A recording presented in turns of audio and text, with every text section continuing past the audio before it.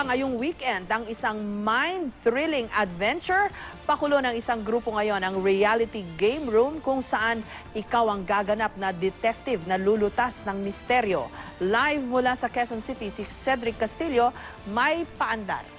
Jessica, hinaan ko lang yung boses ko para hindi tayo makadagdag ng pressure dun sa players. Pero imagine mo na lamang kung ganito yung situation mo. Nasa loob ka ng isang room at nakaposas yung iyong mga kamay, nakakadena, nakagapos at hindi ka makaalis.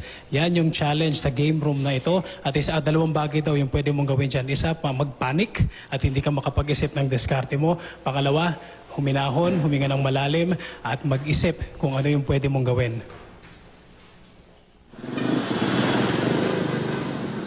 Sa tuwing magtatapos ang 5 araw ng ngaragang trabaho, marami sa atin gusto munang humiga, mag-relax at pansamantalang makalimot sa mga problema.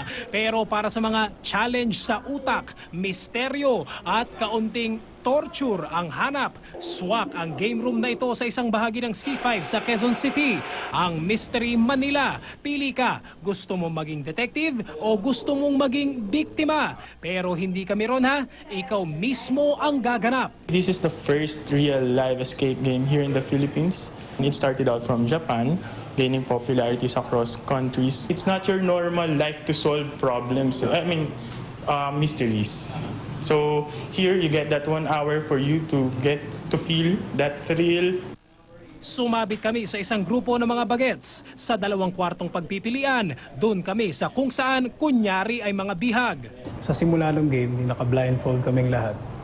Pagpasok namin doon sa kwarto, wala kaming idea kung ano yung gagawin, kung paano gagawin. Gusto nyo bang mas realistic? Ayan, huli ka. Simple lang ang misyon, ang makalabas sa silid. Pero kung paano mo ito gagawin, gayong maliliit na bloke, kapirasong papel, remote control, at kung ano-ano pang tila walang katuturang mga bagay lamang ang nakakalat, yun ang pamatay. Utak detective man o sentido komon, kailangan pagganahin sa loob ng hanggang 1 oras. 400 pesos kada lalaro, kada kwarto. Sa bawat padlock at posas na madidistrong ka, literal na parang makakawala sa hawla. So nakuha namin yung susi, key. Pwede namang humingi ng clue. Sorry, bawal ang spoiler sa paandar na ito. At dahil halos malugaw ang utak namin kakasolve sa misteryo ng susi, posas at pinto, hayaan niyong ipagdamot namin sa inyo ang mga diskarte naming malupit na inabot na nga lang ng time limit. It was fun, kind of challenging. The frustration came at the end when the clue was just right there, you know. Yeah, it's just very frustrating.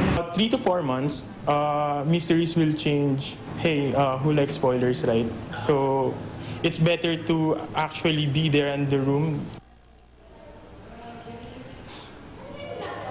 Jessica, pwede daw sa team building din itong activity na ito dito sa game room na ito.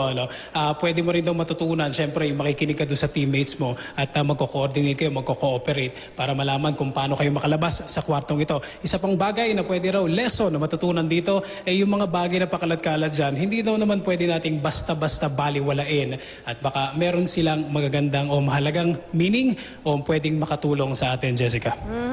Pwede yan na Cedric sa mga naghahanap ng challenge. Pero dun sa mga naghahanap ng relaxation o yung pampadistress, medyo nakakadagdag problema yata yan. Tama, Jessica. Maganda pumunta dito kapag ready ka sa isang challenge. Kasi tinry natin kanina for 1 hour. Talagang mahirap yung challenge.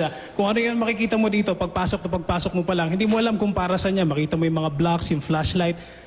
Hindi mo maisip, anong gagawin mo? Paano ka makakaalis dito sa kwartong to na nakakadena ka at saka nakaposas, Jessica? Okay, basta ba? Safe naman yan, no? Tama, Jessica. Meron silang 2 rooms, itong room na to, at saka meron doon sa kabila. Dito sa room na to, ikaw yung magiging victim, kasi nakakadena ka. Doon sa kabilang room naman, ikaw yung magiging detective, Jessica. Okay, ano mangyayari pag hindi mo ma-solve yung mystery? Hindi ka makakawala sa kadena. Ganun ba yon? Hingi ka ng tulong kila kuya. Matanggal mo yung kadena, Jessica. 60 minutes yung bibigay na limit. Pagka I think mga 20 minutes, merong certain price. Kapag 30 minutes, meron ding price. Pag na-solve mo siya within 1 hour, meron ding price of course. Pero yung 60 minutes beyond that, thank you. Yun ang price mo, Jessica. Tatanggalan ka naman ng kadena, syempre. Maraming salamat sa'yo, Cedric Castillo, at sa iyong paandar.